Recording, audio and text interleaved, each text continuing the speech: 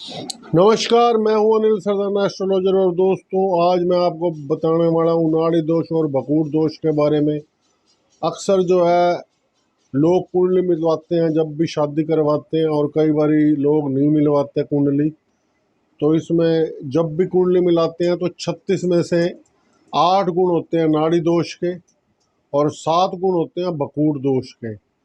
यानी या तो 8 में से 8 नंबर मिलेंगे या 8 में से 0 मिलेगा, या तो फिर बकूड़ दोष में 7 में से 7 मिलेंगे या 7 में से 0 मिलेगा। लेकिन अगर किसी कारण से भी बकूड़ दोष और नाड़ी का दोष आया तो कोई भी एस्ट्रोलॉजर, कोई भी पंडित इस शादी की इजाज़त नहीं देता। और उसका रीज़न ये है क्योंकि बकूड़ दोष में और नाड़ी दोष में एक सबसे बड़ा माइनस पॉइंट ये है कि इसमें या तो बीमारी का खतरा या जान का खतरा तो है ही है। ये तो दो बहुत ही बड़े कारण हैं। और तीसरा है, बहुत ज़बरदस्त जो है ना, गरीबी भी आ सकती है। तो ये दो बड़े रीज़न हैं जो बकूड़ दोष और नाड़ी दोष में देखे गए हैं। एक तो हेल्थ का मेजर इशू आ जाता है बहुत, कि दोनों में से एक की सेहत लगातार जो है ख़राब रहती है। उसका भी मैं आपको थोड़ा सा रीज़न बता देता हूँ कि क्यों है। क्योंकि कई बार आपने देखा होगा, जब हस्बैंड वाइफ एक कमरे में सोते हैं या कोई भी दो अलग अलग लोग सोते हैं, तो एक को तो ज़बरदस्त ठंड लगती है कई बार और दूसरे को गर्मी लगती है। हमने अक्सर देखा है।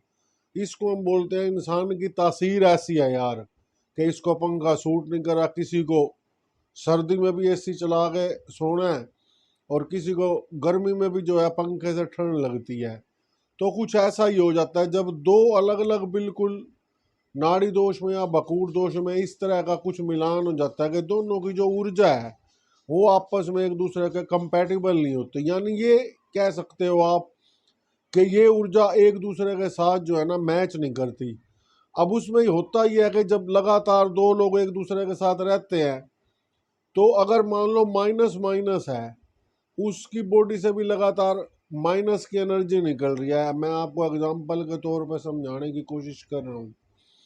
और दूसरे बंदे के भी बॉडी से माइनस की एनर्जी निकल रही है, तो कमरे का वातावरण इतना ठंडा हो जाएगा कि शायद एक के लिए तो ठीक हो, लेकिन दूसरे के लिए लगातार जुकाम, खांसी, सिर दर्द, परेशानी का कारण बन जाएगा।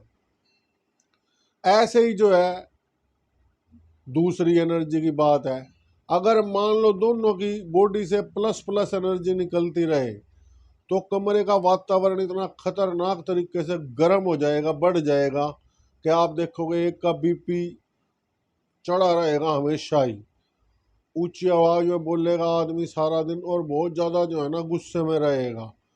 तो ये दो पॉइंट है मेन, तो उनकी एनर्जी मैच जो हो जाती है। अगर ये दोष ना हो तो हेल्थ और इस तरह की गरीबी की परेशानियां इंसान को नहीं आती। अगर किसी भी तरीके से माइनस प्लस हो गया, तो माइनस और प्लस का कॉम्बिनेशन है कि एक नॉर्मल जो है ना टेम्परेचर रहेगा और लाइफ जो है दोनों की एक ईजी कटेगी और एक अच्छी लाइफ दोनों जी सकेंगे। वरना बकूड़ दोष की इजाज़त कभी भी कोई पंडित, कोई एस्ट्रोलॉजर इसलिए नहीं देता क्योंकि उनको पता है इसकी वजह से बहुत ज़्यादा गड़बड़ी हो सकती है लाइफ में। तो मैंने आपको रीज़न बता दिया। इसका उपाय सबसे ज़्यादा यही है कि अगर आपकी लाइफ में ऐसी दिक्कत आ रही है, कोई भी आपने अगर अब कुंडली मिलवाई है या पहले मिलवाई है और बकूड़ या नाड़ी दोष लाइफ में आ रहा है, तो सबसे ज़्यादा इसका जो मैंने उपाय दिया अपने लाइफ में, जिससे लोगों को रिजल्ट भी आए हैं, थोड़ा सा एक गैप बनाओ, सेपरेशन थोड़ी सी होगी तो उससे रिजल्ट आना स्टार्ट हो जाएगा। और दूसरा, जो आपकी लगन कुंडली में सॉलिड ग्रह हैं उनको भी मजबूत करना पड़ेगा। हमारी कुंडली में एक फर्स्ट हाउस है और फर्स्ट हाउस के अंदर एक ग्रह है जो हमारी, समझ लो, कुंडली का बाप है और उसी की वजह से हमारी हेल्थ बेटर होती है। अगर वो ग्रह छठे, आठवें, 12वें घर में गया तो समझ लो 50% तो बंदे की हेल्थ वैसे ही गई। इसलिए उस ग्रह को मजबूत करना बहुत ज़्यादा ज़रूरी है। और वो वर्कआउट से भी मजबूत होता है, जॉगिंग से मजबूत होता है, जिम से मजबूत होता है। यानी जितना ज़्यादा आप अपने शरीर को ठीक रखोगे, उतना ज़्यादा वो ग्रह बाहर की मुसीबतें आपकी हैंडल करेगा। तो ये एक छोटी सी वीडियो आज आपको नाड़ी और बकूड़ दोष में मैंने बना दिया। इसका यही उपाय है, और पूरी तो कुंडली का विश्लेषण दोनों की कुंडलियाँ देख के हो सकता है। Thank you so much, thank you.